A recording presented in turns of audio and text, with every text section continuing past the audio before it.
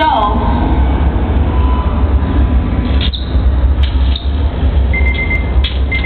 and dangerous.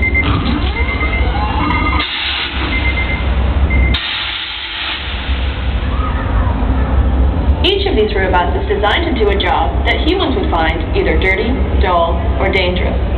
In this case, inspecting a sewer, welding a car frame, or fighting a fire. In robot design, these are what we call specific purpose robots. They're clever in their own way, but they only do one task well. Don't ask the dirty sewer robot to clean your bathroom. It inspects sewer pipes, and that's it. I beg your pardon, but they seem rather crude to me. Not what I would call droids at all. If you're impressed by them, you must come from a very primitive world. Don't mind my saying. Not at all. And that's exactly the reason I find you and R2-D2 such an inspiration in my work. Making a robot that can adapt to different situations and perform many different tasks is something we're still struggling to do. I'm beginning to understand why you admire my counterpart so much, but I'm afraid I am still not entirely convinced. Fair enough. Let's look at it from a different point of view. There are only so many functions you can fit into a robot, so you have to decide which ones you want. In my opinion, the ability to physically move is an important one. Can we get that monitor back in here again?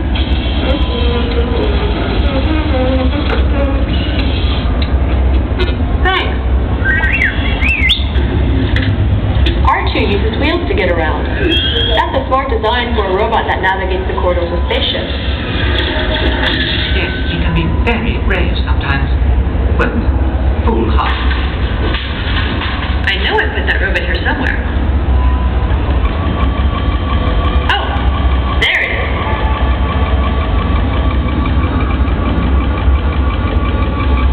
Wheels are very efficient in places that are mostly flat, but there are limits to where wheels can go. Oh, how rude. Legs, on the other hand, are a great solution for moving over rugged terrain, but they can be an expensive option. Robot designers try to match how the robot moves to its environment.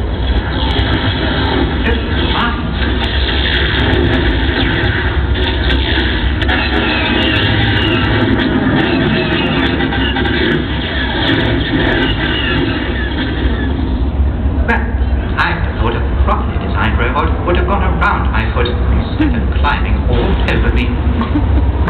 That's a good point, but for a robot to do that, it needs a whole other level of ability. Robots need to perceive the world around them. Just like humans, robots collect information through their senses and use that information to make sense of their surroundings. We need a demonstration.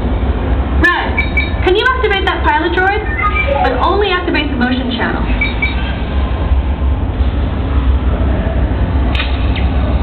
What a robot perceives depends on its perceptual channels. A perceptual channel extracts a specific type of information from the environment. We're on TV. Right now, this droid can only sense motion and is blind to everything else. So the video image you see on the screen is not what the droid perceives. To detect motion, the droid is continually comparing each frame of video from one moment to the next, looking for any change in the image. Any change in the image means something has moved, and that's the part of the image the droid can see. So, if you sit perfectly still, nothing on the screen will change, and the robot can't detect you. But, if everyone starts to wave to the droid, everybody wave. Hello. Hello. Hello. Only now does the pilot droid actually detect you. Hello. Well, hello there.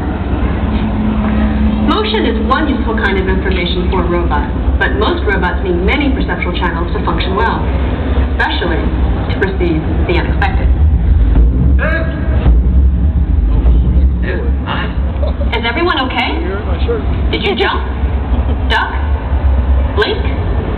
How did you know that smoke ring was moving towards you?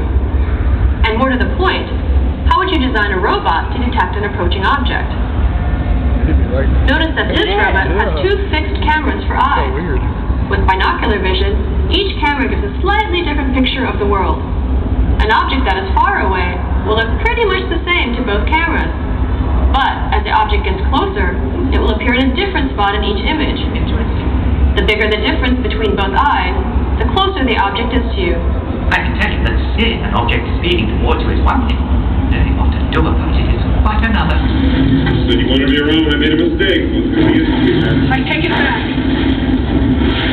Paul's right. We stay out here much longer. You're right about that. Oh, Roger. I'm going in closer to one of the victims. Oh, so sorry.